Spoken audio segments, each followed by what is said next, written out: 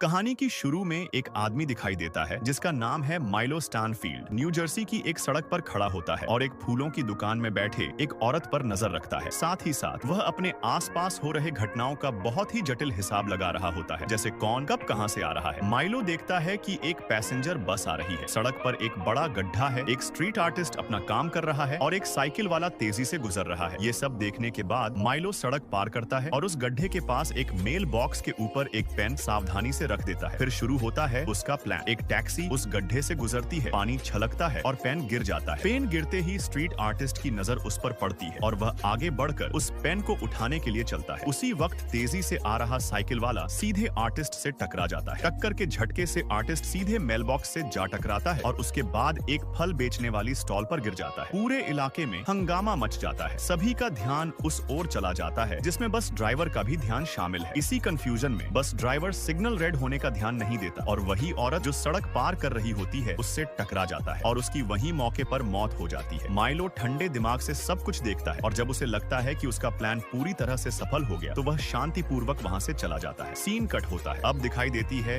FBI special agent Olivia डनहम। वह homeland security के fringe division में काम करती है जहां वह पैरानॉर्मल मामलों को संभालती है। ओलिविया काफी लंबे समय बाद काम पर वापस आ रही होती है क्योंकि पहले उसके सिर में गहरी चोट लगी थी। जैसे ही वह फ्रिंज हेडक्वार्टर्स में एंट्री करती है उसे उसके साथी ऑफिसर चार्ली वेलकम करते हैं जो टीम के सुपरवाइजर है। इसी बीच एजेंसी के चीफ वॉल्टर नेट बिशप एक लैब असिस्टेंट फिलिप ब्रॉयल्स से बात कर रहे होते हैं। फिलिप कहता है कि ये ओलिविया असली नहीं है, ये एक डॉपलगैंगर है जिसका नाम है फॉक्स ओलिविया। वह चिंता जताता है कि क्या एक नकली इंसान को उनकी टीम में शामिल करना सुरक्षित होगा। यहाँ सच्चाई सामने आती है कि जो ओलिविया अब ऑफिस में है वह असल में नकली है। उसे असली ओलिविया की जगह पर भेजा गया है। वॉल्टर नेट अपनी असली सोच का खुलासा करता है। वह बताता है कि उसने फॉक्स ओलिविया को इस यूनिवर्स में इसलिए रखा है और असली ओलिविया की यादें उसके दिमाग में इसलिए डाली हैं क्योंकि फॉक्स ओलिविया ही एक ऐसी शख्स है जो बिना किसी नुकसान के दो यूनिवर्स के बीच यात्रा कर सकती है। वॉल्टर नेट यह समझना चाहता है कि आखिर वह यह कैसे कर लेती है, इसलिए वह कहता है कि हमें उसे यह यकीन दिलाना होगा कि यही उसकी असली दुनिया है। फिलिप पूछता है अगर उसकी नई पहचान फेल हो गई तो वॉल्टर नेट ठंडे अंदाज में जवाब देता है तो फिर हमें उसकी जरूरत नहीं रहेगी। फिर सीन शिफ्ट होता है। चार्ली अपनी टीम को एक अजीब सी बस एक्सीडेंट के बारे में ब्रीफ करता है। वह बताता है कि इस हफ्ते में 2 बार एक जैसे एक्सीडेंट हुए हैं और हर बार विक्टिम की मौत हो गई है। वह टीम को अलर्ट करता है कि साइट इन्वेस्टिगेशन के दौरान बहुत सावधानी से काम लेना होगा। थोड़ी देर बाद FBI टीम एक्सीडेंट साइट पर पहुंचती है और सब लोग अलग अलग दिशाओं में क्लू ढूंढने निकल पड़ते हैं। इस इन्वेस्टिगेशन को लीड कर रहे होते हैं एक और FBI एजेंट लिंकन ली, जिसका चेहरा जलने के निशानों से भरा होता है। चार्ली बॉडी का इंस्पेक्शन करता है और उसके फिंगरप्रिंट स्कैन करके उसकी पहचान पता लगाता है। पता चलता है कि मरी हुई औरत का नाम था जूलियन फॉस्टर। इसी बीच ओलिविया बस ड्राइवर से पूछताछ करती है। वो ड्राइवर सदमे में होता है और कहता है मैं तो कभी किसी पक्षी या जानवर तक को नहीं कुचल पाया और आज ये हो गया। इसी दौरान एजेंट लिंकन ली आसपास के माहौल में कुछ अजीब या हानिकारक चीजें खोजने की कोशिश करता है लेकिन उसे वहाँ कुछ भी असामान्य नहीं मिलता। लेकिन तभी उसकी नजर उसी बॉल पॉइंट पेन पर पड़ती है जो पहले वाले सीन में भी देखा गया था। इसके बाद ओलिविया कुछ आंखों देखे गवाहों से बात करती है और फिर एजेंट ली के पास आकर बताती है कि एक लोकल आर्टिस्ट ने वो पेन उठाने की कोशिश की थी और उसी वक्त उसका टकराव एक तेज साइकिलिस्ट से हो गया जिसकी वजह से वो आर्टिस्ट फ्रूट स्टैंड पर जा गिरा। ये सुनते ही एजेंट ली अंदाजा लगाता है कि यही पेन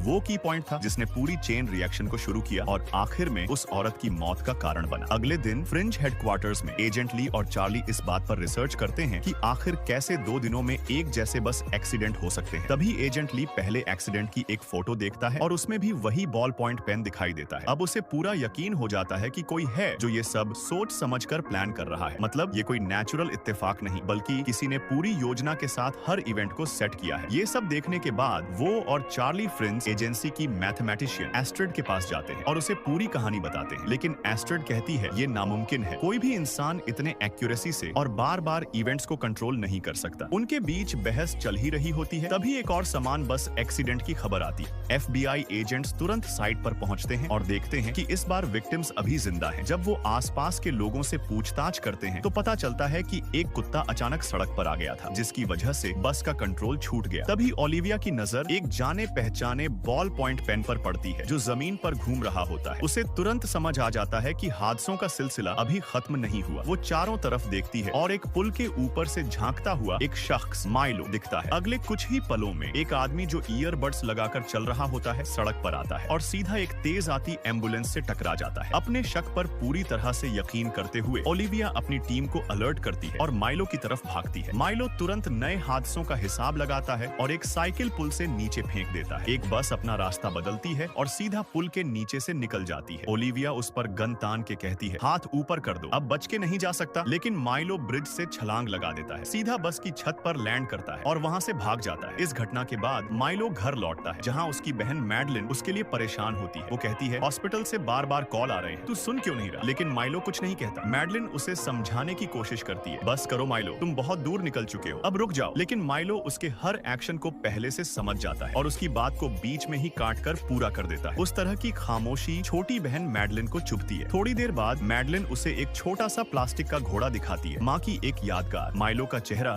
थोड़ा बेचैन हो जाता है, वो कहकर निकल जाता है, अब इसका कोई मतलब नहीं। दूसरी तरफ एजेंट ली हॉस्पिटल जाता है अपने रेगुलर स्किन चेकअप के लिए। बर्न चैम्बर में जाने से पहले वो ओलिविया से कहता है, इन तीनों विक्टिम्स के बीच कुछ कॉमन चीज ढूंढो। ओलिविया हेडक्वार्टर्स वापस लौट जाती है और घटना के गवाहों से बात करना शुरू करती है। काफी इंस्पेक्शन के बाद उसे एक बड़ी बात का पता चलता है, तीनों विक्टिम्स का एक मेडिकल सेंटर से कोई न कोई संबंध था। वो चार्ली को अपनी डिस्कवरी बताती है और दोनों तुरंत उसी मेडिकल सेंटर पहुंचते हैं। वहाँ ओलिविया देखती है कि कुछ पेशेंट्स वहीं बॉल पॉइंट पेन इस्तेमाल कर रहे हैं, क्योंकि वो डिजिटल डिवाइसेस का इस्तेमाल नहीं कर पाते। बाद में उनकी मुलाकात होती है डॉक्टर लेविन से, वही चीफ डॉक्टर जो तीनों विक्टिम्स को पहचान जाता है। डॉक्टर लेविन बताता है कि ये लोग मेंटल चैलेंजेस से जूझ रहे पेशेंट्स के साथ एक्सपेरिमेंटल इलाज कर रहे हैं, जिससे उनका इंटेलिजेंस बढ़ सके। वो उन्हें एक वीडियो दिखाता है जिसमें ओलिविया माइलो को देख लेती है। जब वो माइलो के बारे में पूछती है तो डॉक्टर लेविन बताता है कि माइलो भी उनका पेशेंट था, उसने भी वही ड्रग ट्रायल लिया था जिससे उसका IQ बहुत ज्यादा बढ़ गया। वो बताता है कि माइलो को उसकी बहन मैडलिन की देखरेख में छोड़ा गया था, लेकिन उसे वापस हॉस्पिटल आना था ताकि इलाज को रिवर्स किया जा सके। अब वो उनके कांटेक्ट में नहीं है और जो भी उसे रोकने की कोशिश करता है वो उसका खात्मा कर रहा है। जब एजेंट्स को माइलो की बहन मैडलिन के बारे में पता चलता है तो वो उसके घर जाने का फैसला करते हैं, पर उन्हें ये नहीं पता होता कि माइलो ओलिविया की हर मूव का ध्यान से हिसाब रख रहा है। बाद में ओलिविया और चार्ली माइलो के घर पहुंचते हैं। वहाँ मैडलिन उनका स्वागत करती है। जब वो माइलो के बारे में पूछते हैं तो वो कहती है, मुझे पता नहीं, पर ओलिविया को महसूस होता है कि वो कुछ छुपा रही है। चार्ली माइलो का रूम चेक करने चला जाता है और ओलिविया मैडलिन से अपनी मर चुकी बहन की बात शेयर करती है, कैसे वो एक दूसरे का ख्याल रखती थी। ये बातें मैडलिन को थोड़ा कंफर्ट करती हैं और वो अपने भाई के बारे में और बताती है। माइलो हर छोटी छोटी घटना का रिजल्ट प्रेडिक्ट कर सकता है, उसका ध्यान सिर्फ एक चीज तोड़ सकती है, वो प्लास्टिक का घोड़ा। ओलिविया उसे समझाती है, हमें माइलो की सेफ्टी का भी ख्याल है, सिर्फ पब्लिक की नहीं। तब मैडलिन उसे एक नोट देती है जिसमें लिखा होता है होटल का पता, जहाँ माइलो अभी छुपा हुआ है। उसके बाद ओलिविया और चार्ली एस्ट्रेड के साथ मिलकर एक प्लान बनाते हैं माइलो को पकड़ने का, लेकिन वे जल्दी ही समझ जाते हैं कि कोई भी प्लान फेल होगा, क्योंकि माइलो उनका हर स्टेप पहले से जान लेता है। इसलिए वे बिना किसी बैकअप के सीधे होटल जाने का फैसला करते हैं। इसी दौरान माइलो होटल के अपने कमरे की खिड़की से बाहर देख रहा होता है। उसके दिमाग में आने वाले कुछ मिनटों की तस्वीर चल रही होती है। वह प्रिडिक्ट करता है ओलिविया और चार्ली आ रहे हैं, वे उसका पीछा करेंगे, और फिर वह कैलकुलेट करता है कि वह ओलिविया को एक कंस्ट्रक्शन साइट के एक खास जोन तक ले जा सकता है जहां हवा बहुत पतली है और उसके ऊपर सीमेंट ब्रिक्स गिराकर उसका काम तमाम कर सकता है। बिल्कुल वैसे ही जैसे माइलो ने सोचा था। दोनों FBI एजेंट्स होटल पहुंच जाते हैं और देखते हैं कि माइलो उनका इंतजार सड़क के बीच कर रहा है। फिर माइलो तुरंत कंस्ट्रक्शन साइट की तरफ भागता है और एजेंट्स उसका पीछा करते हैं। ओलिविया, जो पतली हवा वाले डेंजर जोन के वार्निंग साइन नहीं समझ पाती, बिना रुके उस जोन में घुस जाती है, बिना रेस्पिरेटर के। यही गलती माइलो की कैलकुलेशन को बिगाड़ देती है। ऊपर से जब सीमेंट के पत्थर उस पर गिरने वाले होते हैं, तब भी ओलिविया उनसे बच जाती है। माइलो हिला हुआ होता है, उसके सारे हिसाब गलत हो जाते हैं। आखिरकार ओलिविया उसे पकड़ लेती है, लेकिन इस दौरान कम ऑक्सीजन होने की वजह से ओलिविया बेहाल होने लगती है। तभी चार्ली समय पर पहुंचता है और उसे ब्रीदिंग एपरेटर लगवाता है, उसकी जान बच जाती है। बाद में चार्ली ओलिविया से पूछता है, तुमने रेस्पिरेटर क्यों नहीं लगाया? ओलिविया कहती है, मैं वार्निंग साइन पहचान ही नहीं पाई। थोड़ी देर बाद ओलिविया मैडलिन को अस्पताल ले जाती है, जहां माइलो एक सुपर कंप्यूटर के साथ इंटरैक्ट कर रहा होता है। डॉक्टर बताता है, माइलो के दिमाग में वो IQ बढ़ाने वाली दवा इतनी देर तक रही कि अब हम प्रोसेस रिवर्स नहीं कर सकते। अब उसका दिमाग इतना एडवांस हो गया है कि सिर्फ मशीनें ही उसकी सोच समझ सकती हैं। ये सुनकर मैडलिन उदास हो जाती है। वो रूम के अंदर जाती है और अपने भाई के सामने वही छोटा सा प्लास्टिक घोड़ा रख देती है। उसी शाम ओलिविया अपने घर में होती है, तभी उसे अचानक एक विजन आता है। एक अनजान जगह से आया पीटर। वो कहता है, तुम इस यूनिवर्स की नहीं हो ओलिविया, और इस बात का सबूत देता है, जब तुमने वार्निंग साइन नहीं पहचाना, वहीं तुम्हारी जिंदगी बच गई। अगर तुमने पहचान लिया होता तो तुम रुक जाती और मर जाती। पीटर उससे कहता है, कोशिश करो अपनी असली यादें वापस लाने की, और फिर वो बस एक मुस्कान के साथ हवा में गायब हो जाता है।